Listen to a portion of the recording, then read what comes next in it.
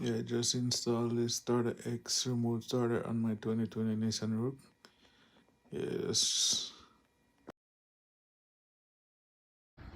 So I just finished the starter X remote installation where you're gonna press this 3 times and it's gonna start up. And to turn it off, you're gonna do the same. You press it 3 times and it's gonna turn off. So let's test it out.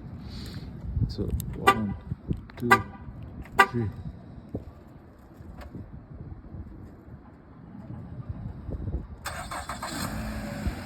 So it should run for like 15 minutes.